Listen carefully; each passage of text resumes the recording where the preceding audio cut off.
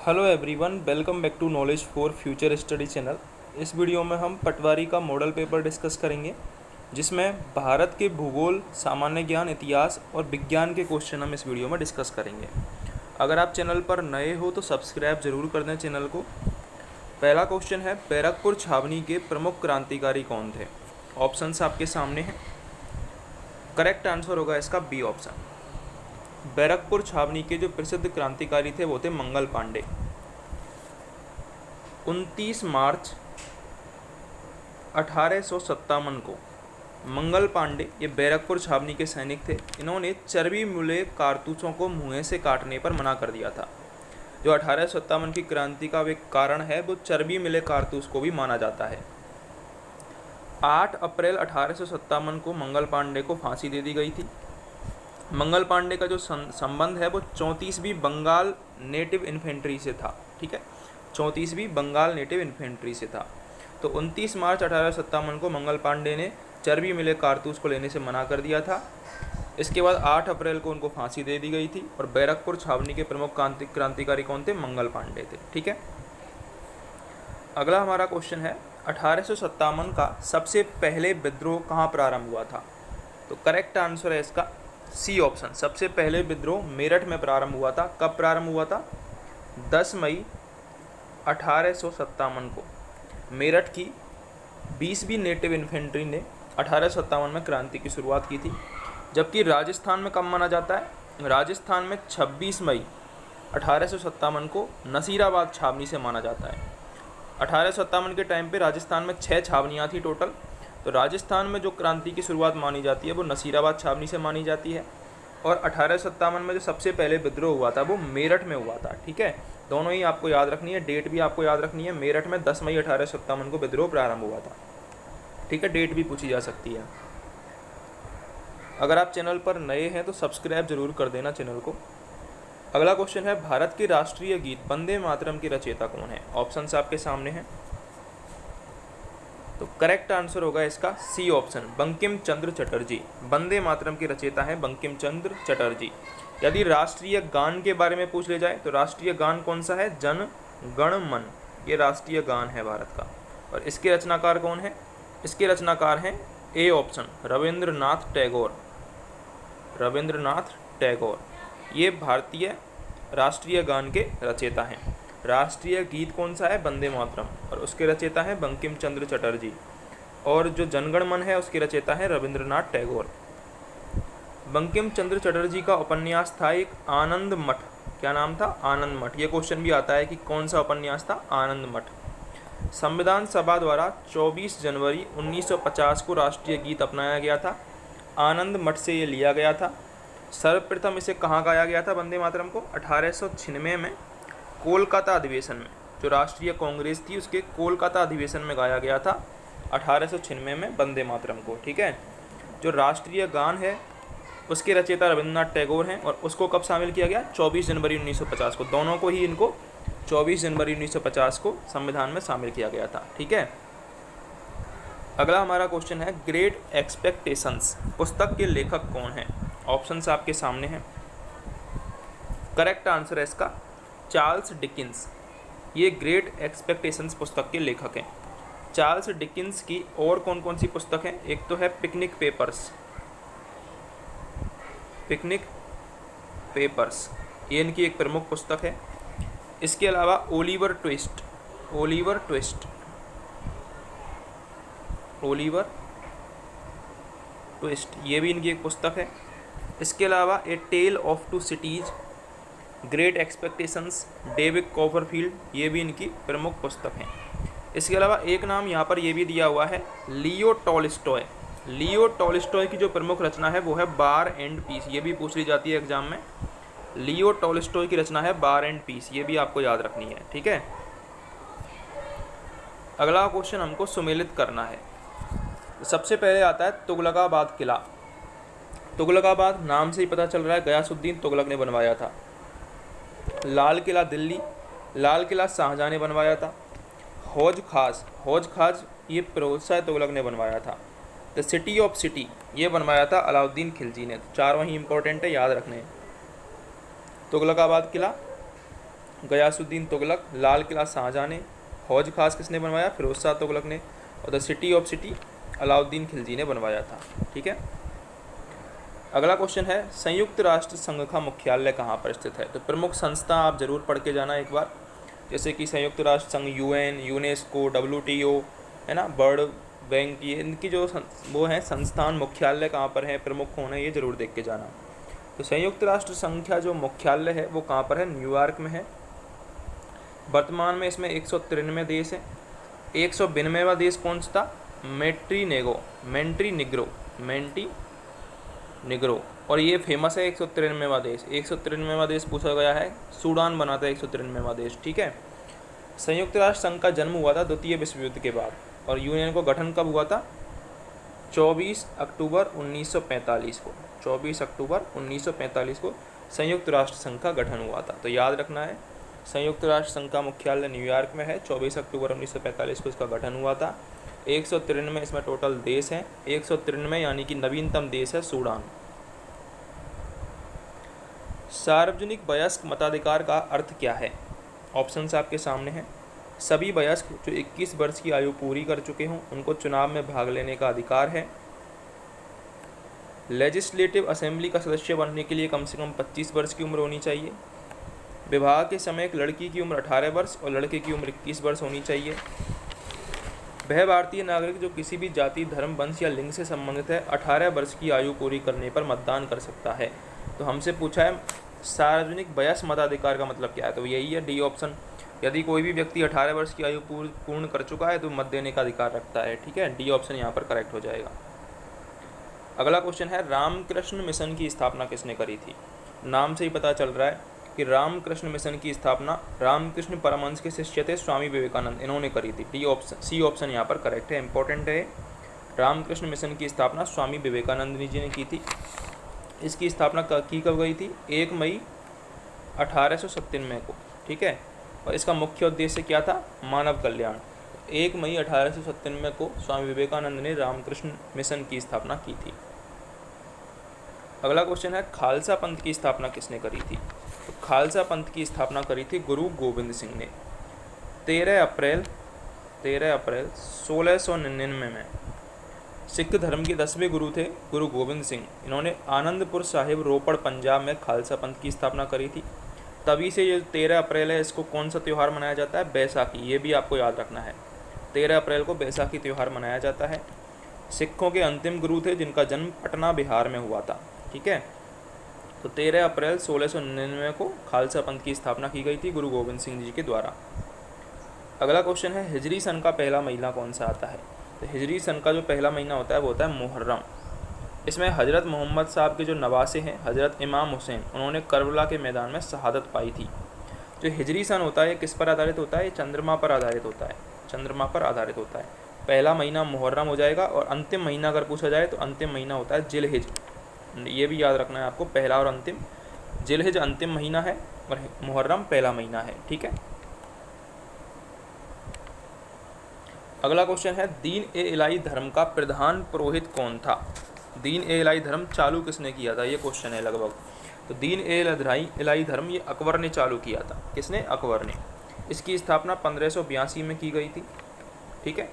बीरबल ने प्रथम और अंतिम हिंदू शासक था जिसने प्रथम शासक और अंतिम हिंदू शासक था जिसने दीन ए इलाही धर्म को स्वीकार किया था, जो कि बीरबल था। ठीक है। तो 1582 में अकबर ने दीन ए इलाही धर्म की स्थापना करी थी।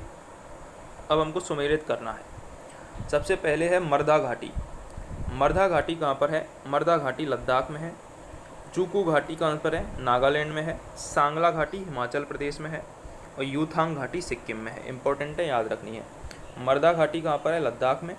जूकू घाटी नागालैंड में। सांगला घाटी हिमाचल प्रदेश में, और यूथांग घाटी सिक्किम में है। अगला क्वेश्चन है, गौर लाटा चोटी किस पार्ट में स्थित है? तो गौर लाटा चोटी ऑप्शंस आपके सामने हैं। तो ये करेक्ट आंसर है इसका सामरी पाट। सामरी पाट की चांदो पहाड़ी रेंज पर है ये, और ये किस राज्य में है? छत्तीसगढ़ राज्य में है। छत्तीसगढ़ राज्य में है गौर लाटा चोटी। ठीक है। इस पर्वतीय शिखर की जो ऊंचाई है वो 1225 मीटर है लगभग। अगला क्वेश्चन है विश्व कैंसर दिवस कब मनाया जाता है। एक इम्पोर्टेंट दिवस भी पूछा जाएगा आपसे एग्जाम में, वो भी याद रखने हैं आपको दिवस भी। तो करेक्ट आंसर है इसका 4 फरवरी। 4 फरवरी को विश्व कैंसर दिवस मनाया जाता है। 28 फरवरी को नेशनल साइंस डे यानी कि राष्ट्रीय विज्ञान दिवस मनाया जाता है। ये इंपॉर्टेंट है, याद रखना है। 4 फरवरी को विश्व कैंसर दिवस, 28 फरवरी को राष्ट्रीय विज्ञान दिवस, 30 जनवरी को मनाया जाता है सर्वोदय दिवस। सर्वोदय दिवस, इसके अलावा शहीद दिवस और कुष्ठ निवारण दिवस, ये भी 30 जनवरी को मनाया जाता है। 12 जनवरी को आपको पता ही होगा, 12 जनवरी को स्वामी विवेकानंद जी का जन्मदिन है, तो इसलिए राष्ट्रीय युवा दिवस मनाया जाता है। राष्ट्रीय युवा दिवस 12 जनवरी को। तो एक बार रिपीट कर लेते हैं। 4 फरवरी को विश्व कैंसर दिवस, 28 फरवरी को राष्ट्रीय विज्ञान दिवस, 30 जनवरी को सर्वोदय, शहीद दिवस और कुष्ठ निवारण दिवस, और 12 जनवरी को राष्ट्रीय युवा दिवस मनाया जाता है। ठीक है, अगर आप चैनल पर नए हो तो सब्सक्राइब जरूर कर लेना चैनल को। अगला क्वेश्चन है मणिपुर का अधिकांश धरातल कैसा है। तो मणिपुर का जो अधिकांश धरातल है वो पर्वतीय धरातल है। ठीक है, इसका कुल क्षेत्रफल है 22,327 स्क्वायर किलोमीटर, जिसमें से इसकी कुल भूमि 1843 वर्ग किलोमीटर नदी घाटी बेसिनों से संबंधित है, जबकि 92% जो भाग है मणिपुर का वो पहाड़ी क्षेत्र है। ठीक है, अगला क्वेश्चन है हमारा भोजन विषाक्तता, फूड पॉइजनिंग का कारण क्या है। तो करेक्ट आंसर है इसका क्लोस्ट्रीडियम, ये ऑप्शन करेक्ट है। क्लोस्ट्रीडियम बाटुलिनम नामक जीवाणु से, बाटुलिज्म कहते हैं इसको, इससे फूड पॉइजनिंग हो जाती है।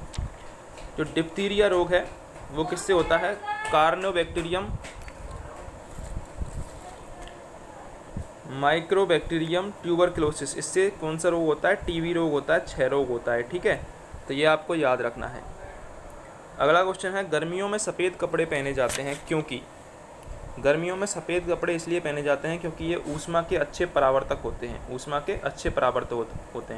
और ब्लैक कपड़े हम गर्मियों में नहीं पहनते हैं क्योंकि ये अवशोषक होते हैं। ठीक है, इसलिए सफ़ेद कपड़े हम पहनते हैं। अगला क्वेश्चन है ए बी और ओ रक्त समूह की वंशागति का क्या उदाहरण है। करेक्ट आंसर है इसका डी ऑप्शन, बहुयुग्म विकल्पी। अगला क्वेश्चन है यदि चंद्रमा पर बम विस्फोट हो तो उसकी आवाज़ पृथ्वी पर कितने समय बाद सुनाई देगी। ऑप्शन हैं आधा घंटा, 20 मिनट, 10 मिनट, इनमें से कोई नहीं। तो डी ऑप्शन करेक्ट होगा। पृथ्वी और चंद्रमा के बीच में निर्वात उपस्थित है, ध्वनि इसमें नहीं वो करती है, ध्वनि इससे नहीं गुजरती है निर्वात से। अगला क्वेश्चन है रसायन शास्त्र में वह कौन सी वस्तु है जिसे छोटे सरल रासायनिक वस्तुओं में विभाजित नहीं किया जा सकता है। वह एक प्रकार के अणु कणों से बनी हुई होती है। तो करेक्ट आंसर है इसका तत्व। अगला क्वेश्चन है यदि हम पारितंत्र से अपघटकों को हटा दें तो पारितंत्र के भयंकर रूप से प्रभावित होते हैं क्योंकि। करेक्ट आंसर है इसका खनिजों का प्रवाह रुक जाएगा। यदि हम पारितंत्र से अपघटकों को हटा दें तो पारितंत्र के कार्य प्रभावित होते हैं क्योंकि खनिजों का प्रवाह रुक जाएगा। जड़ से प्राप्त औषधि जो रुधिर दाब कम करने व मस्तिष्क अनियमितता ठीक करने के काम में आती है वो है कौन सी है। तो सर्पगंधा इसको बोला जाता है, राउल्फिया सर्पेंटिना। क्या बोला जाता है, सर्पगंधा। ये रुधिर दाब को कम करती है और मस्तिष्क अनियमितता को ठीक करती है, सर्पगंधा, जिसे राउल्फिया सर्पेंटिना भी कहते हैं। अगला क्वेश्चन है अणु गैस का रासायनिक नाम क्या है। तो अणु गैस का रासायनिक नाम है क्लोरोएसिटोफिनोन। ठीक है, अणु गैस आँख की ऊपरी सतह पर उपस्थित होकर लैक्रिमल जो ग्रंथियाँ होती हैं उनको प्रभावित करती है और इसे अश्रु गैस भी कहते हैं। अश्रु गैस है क्लोरोएसिटोफिनोन, और ये जो लैक्रिमल ग्रंथि हैं उनको इफेक्ट करती है और अश्रु के जो बहाव है उसको तेज कर देती है। ठीक है, तो क्लोरोएसिटोफिनोन अश्रु गैस है। किसी वस्तु में उसकी स्थिति के कारण उपस्थित ऊर्जा को क्या कहा जाता है। करेक्ट आंसर है स्थितिज ऊर्जा। स्थिति के कारण जो उपस्थित ऊर्जा है उसको स्थितिज ऊर्जा कहते हैं। अगला क्वेश्चन है अदरक का तना जो मिट्टी में उगता है और खाद्य का संग्रहण करता है वह कहलाता है। तो करेक्ट आंसर है इसका प्रकंद। कंद किसका होता है, आलू। आलू को कंद बोलते हैं, आलू का जो भाग होता है उसको कंद कहते हैं। प्रकंद होता है अदरक और हल्दी में, अदरक और हल्दी में प्रकंद होता है। प्याज में घनकंद होता है, प्याज। ठीक है, और राइजोफोर दलदल में पाया जाने वाला पादप है। ठीक है, तो याद रखना है आलू कंद होता है, हल्दी और अदरक प्रकंद होते हैं और घनकंद प्याज होता है। टेहरी बांध का निर्माण किस नदी पर किया गया है? टेहरी बांध का निर्माण भागीरथी नदी पर किया गया है। उत्तराखंड राज्य में भागीरथी नदी पर बना हुआ है ये टेहरी बांध, उत्तराखंड राज्य में। ठीक है। अगला क्वेश्चन है हमारा, रंजक व खाद्य पदार्थ बनाने में प्रयोग किया जाता है। करेक्ट आंसर है इसका कैरामल का। कैरामल एक भूरा पदार्थ है जो शर्करा को जल या सोडियम कार्बोनेट के साथ 180 डिग्री सेल्सियस पर गर्म करके बनाया जाता है। इसका प्रयोग रंजक व खाद्य पदार्थ बनाने में किया जाता है, तो इम्पोर्टेंट है कैरामल। अगला क्वेश्चन है, निम्न में से कौन सी मिट्टी सर्वाधिक क्षेत्रफल पर पाई जाती है? तो करेक्ट आंसर है इसका ए ऑप्शन, जलोढ़ मिट्टी सर्वाधिक क्षेत्रफल पर पाई जाती है। नाइट्रोजन, फास्फोरस और ह्यूमस की इसमें कमी होती है। अगला क्वेश्चन है, क्रिकेट बैट के लिए बिलो कहाँ से प्राप्त होता है? तो करेक्ट आंसर इसका शंकु वृक्षी वन से क्रिकेट बैट के लिए बिलो प्राप्त होता है। स्वतंत्रता के बाद विकसित किया गया पहला पत्तन कौन सा था? तो करेक्ट आंसर इसका कांडला। कांडला 1950 में बनके तैयार हो गया था, कांडला बंदरगाह। ठीक है। अगला क्वेश्चन है हमारा, निम्न में से किस नदी को सांगपो के नाम से भी जाना जाता है? तो आपको पता ही होगा, ब्रह्मपुत्र नदी को सांगपो के नाम से जाना जाता है। तिब्बत में इसे सांगपो कहते हैं। असम में इसे दिहांग के नाम से जाना जाता है। ठीक है। तिब्बत में इसका उद्गम मानसरोवर झील से होता है। कुल लंबाई इसकी 2900 किलोमीटर है। और भारत में कितनी लंबाई है? भारत में 916 किलोमीटर लंबाई है। बंगाल की खाड़ी में जाकर ये गिरती है। प्रमुख सहायक नदियाँ हैं इसकी दिबांग, लोहित, कमेंग, सुबनसिरी, मानस, ये इसकी प्रमुख सहायक नदियाँ हैं। अगला क्वेश्चन है, भारतीय संविधान के किस भाग में संघीय न्यायपालिका का उल्लेख मिलता है? इंपॉर्टेंट क्वेश्चन है। तो करेक्ट आंसर है इसका भाग 5। भारतीय संविधान के भाग 5 में संघीय न्यायपालिका का उल्लेख मिलता है, अनुच्छेद 124 से 147 तक। ठीक है। किसी उच्च न्यायालय में न्यायाधीशों की संख्या का जो निर्णय है वो कौन करता है? वो संसद करती है। डी ऑप्शन यहाँ पर करेक्ट होगा। अगला क्वेश्चन है, वन महोत्सव की शुरुआत किसने की थी? वन महोत्सव की शुरुआत के.एम. मुंशी ने की थी। सी ऑप्शन करेक्ट होगा। अगला क्वेश्चन है, भारतीय संविधान का कौन सा अनुच्छेद राष्ट्रपति को लोकसभा भंग करने की शक्ति प्रदान करता है? तो अनुच्छेद 85 ये राष्ट्रपति को लोकसभा भंग करने की शक्ति प्रदान करता है। ठीक है। तो याद रखना है, अनुच्छेद 85 राष्ट्रपति को लोकसभा भंग करने की शक्ति प्रदान करता है।